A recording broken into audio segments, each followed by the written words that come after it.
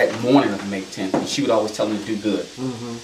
And tell him that she loved him. Yeah. And he would say it back.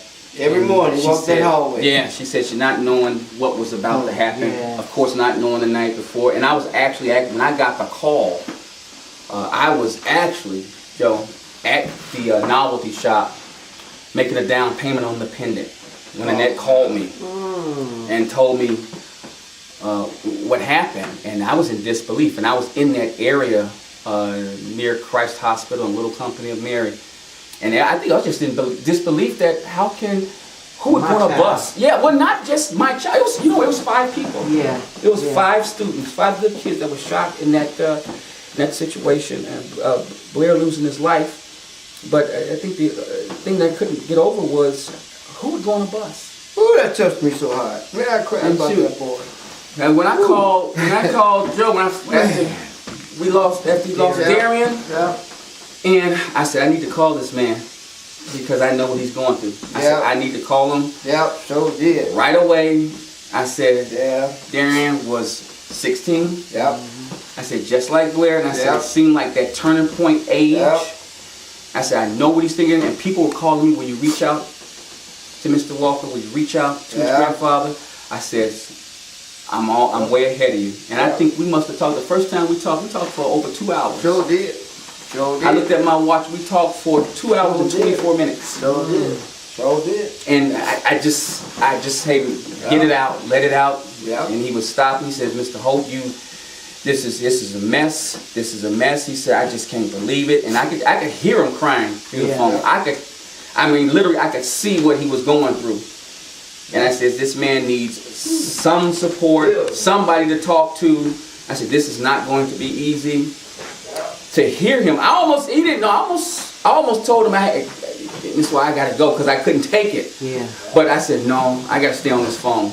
I have to stay on this phone because I didn't want anything to go in another direction with him, because a lot of negative thoughts will come into play. Yeah. Did you do the right thing with your child? Did you send them to the right school? Is it my fault? And you get to a point, I don't know about anyone else, but I got to a point where I felt like I failed my son because I said, that guilt. Yeah, the guilt. I shouldn't have sent him to this school. I shouldn't have told him to ride that bus. Accepted in Morgan Park. Yeah. He was accepted in Morgan Park. That's okay. It's okay. But that's not your fault. And that was a moment of ministry, and Mr. Hope, you were able to minister to Joe in a way that nobody else could. We talked for a long time. Not his mother, his father, because you two shared a similarity, the same situation. Yeah. Everybody else could say, I know how you feel. No, you don't. But you did. You know what I'm saying? Yeah. You don't. So that was that connection, and I'm sure that he'll never forget that. We talked for a long. I mean, I lost track of time. And I just said, get it out, talk. I said, is there anything you want to talk about? Because no words that I could say could ease the pain. I felt his pain through the conversation. I felt his tears through the conversation.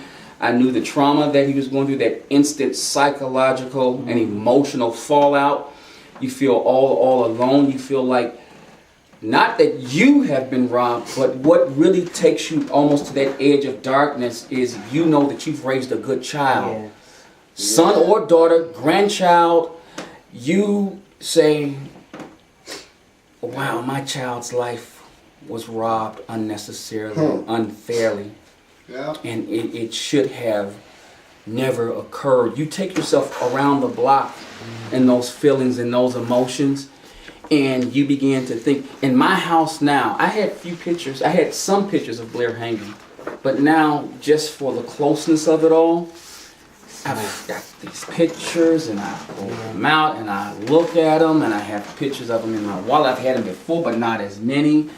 And I knew what he was dealing with. I said I could walk in Joesph. I said, this is my first time being here. I said, if I see pictures and plaques and accomplishments that he has of Derrion laying out, I understand completely. Yeah. That closeness is what he has lost. It's part of the healing process. Yeah, it's a part of and moving forward. You are exactly right. Yeah, you are so right in that. Process. Yeah, you are so right.